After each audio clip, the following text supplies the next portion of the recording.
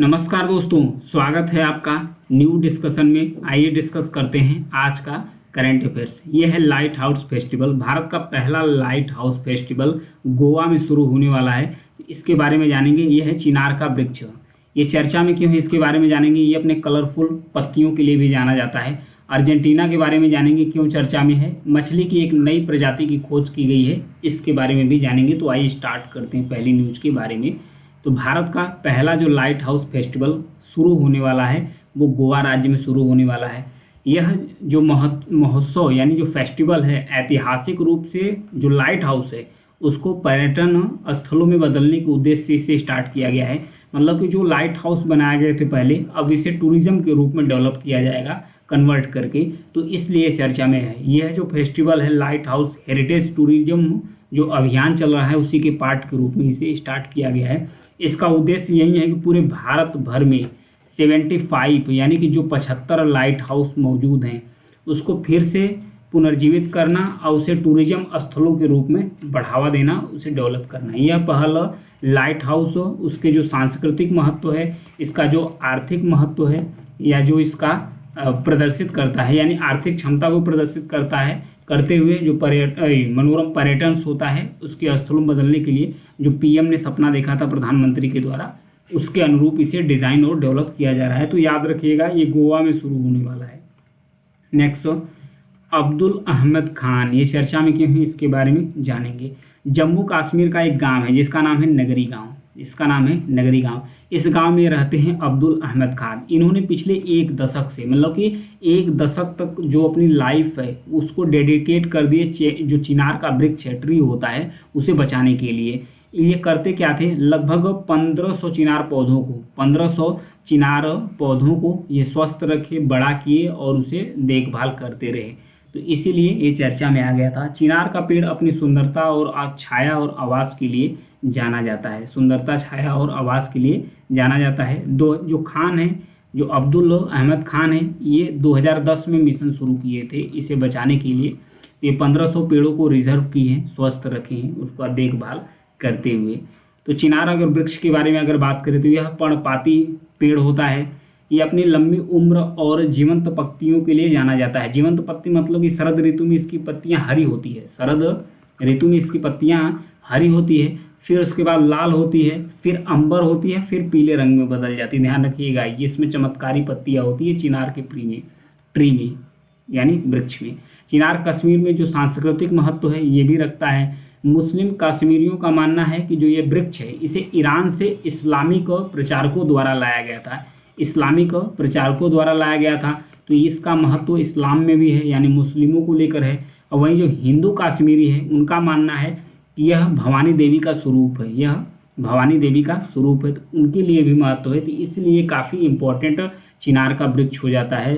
केंद्र शासित प्रदेश जम्मू और कश्मीर के लिए यह राज्य वृक्ष है, उसका यह राज्य यानी स्टेट ट्री है।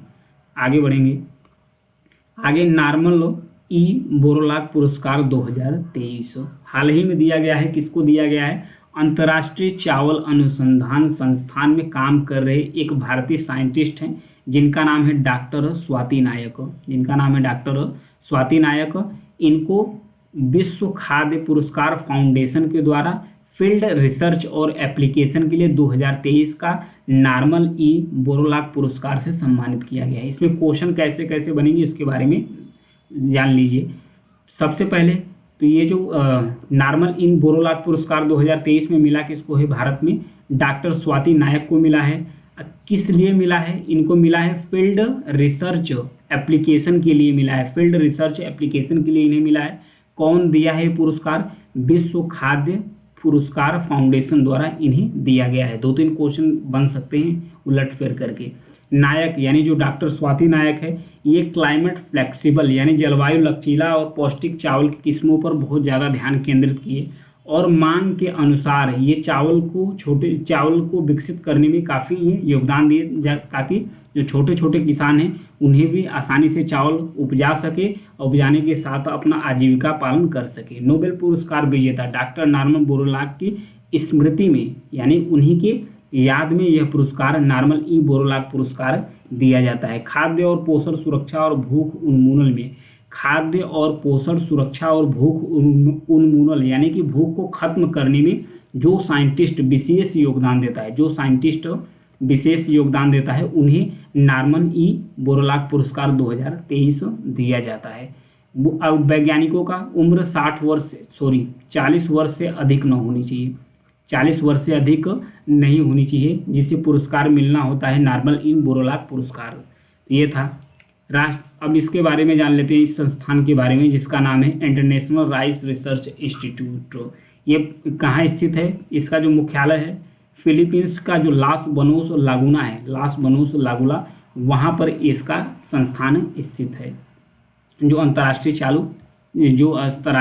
चावल अनुसंधान संस्थान है, जो अंतर्राष्ट्रीय चावल अनुसंधान संस्थान है, चावल की किस्मों को विकसित करने में अपने काम के लिए जाना जाता है, जो 1960 के दशक में इसे विकसित किया गया था। यह हरित क्रांति में काफ़ी विशेष योगदान दिया था। हरित क्रांति के प्रतिपादक के रूप में नॉर्मन ई बोरलॉग को जाना जाता है। जो साइंटिस्ट हैं, इन्हें माना जाता है कि जो हरित क्रांति है उसके यह फादर माने जाते हैं, नॉर्मन ई बोरलॉग। उसमें इनका विशेष योगदान है। 1960 के दशक में हरित क्रांति में भी इनका विशेष योगदान रहा है। नेक्स्ट 5 आइज के बारे में दिया है, 5 आइज अलायंस। ये चर्चा में क्यों है इसके बारे में जानेंगे। कनाडा भारत के बीच में अभी विवाद चल रहा है। विवाद क्या है दोनों देशों के बीच में? विवाद ये है कि एक खालिस्तानी लीडर थे जो कनाडा में रहते थे, कनाडा की नागरिकता ले चुके थे, जिनका नाम था हरदीप सिंह निज्जर।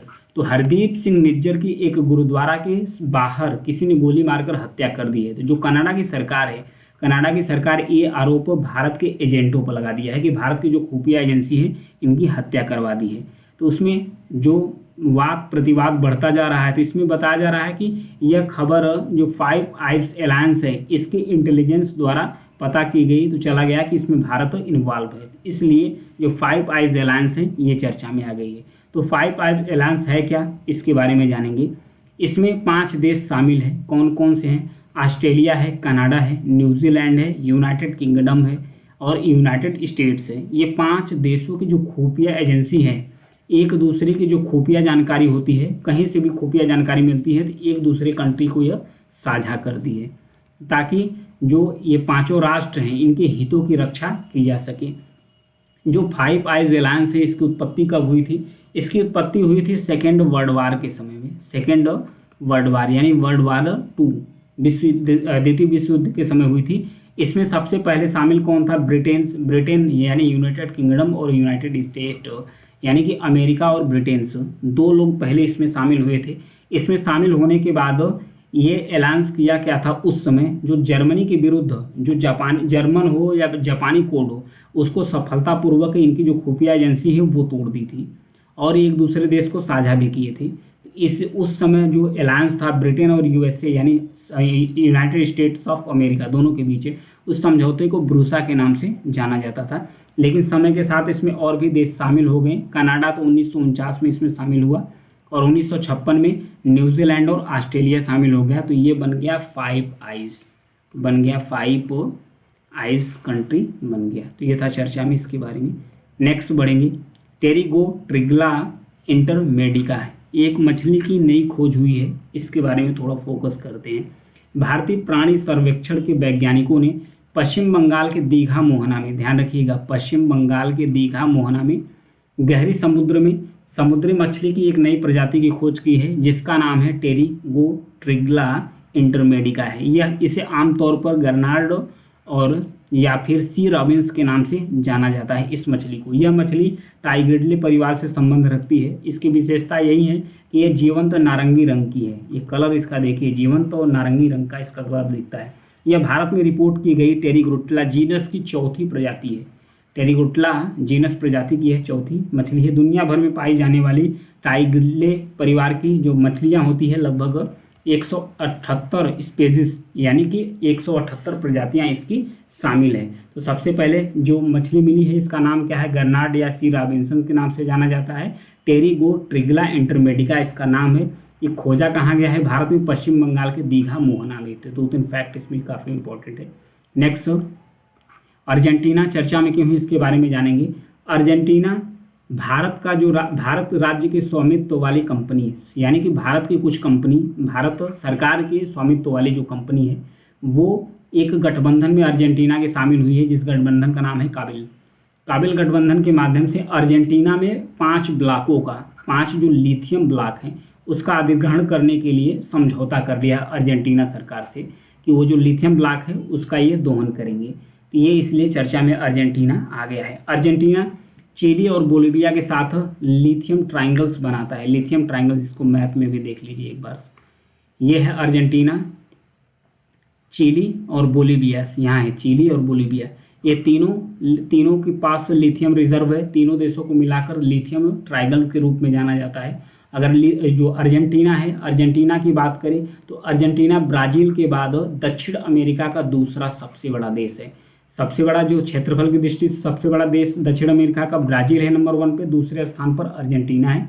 इसकी अगर कैपिटल्स यानी राजधानी की बात करें तो ब्यूनस एयर्स इसकी कैपिटल्स है। ये अर्जेंटीना और चिली 2 ऐसे राज्य हैं दक्षिण अमेरिका के जो एंडीज पर्वत के मैक्सिमम भागों को ये कवर करते हैं।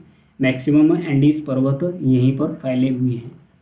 और भी अगर इसके बारे में कुछ जानकारी की बात करें अर्जेंटीना के बारे में, यहाँ पर फैले हुए हैं। यहाँ पर लिथियम ट्रायंगल्स है, प्लस उसके बाद साल्ट के भी भंडार हैं। वहाँ पर साल्ट के भी भंडार है। कहाँ पर? अर्जेंटीना में साल्ट के भंडार है और लिथियम का समृद्ध भंडार तो है ही। दुनिया में लिथियम का तीसरा सबसे बड़ा भंडार रखता है अर्जेंटीना। अर्जेंटीना दुनिया में तीसरा सबसे बड़ा लिथियम का रिजर्व अपने पास रखता है। तो ये चर्चा में था। आज के लिए इतना ही है। अगर मेरी न्यूज़ या जानकारी आपको पसंद आती है तो मेरे चैनल को सब्सक्राइब जरूर कीजिएगा, लाइक और शेयर करते रहिए। Thank you.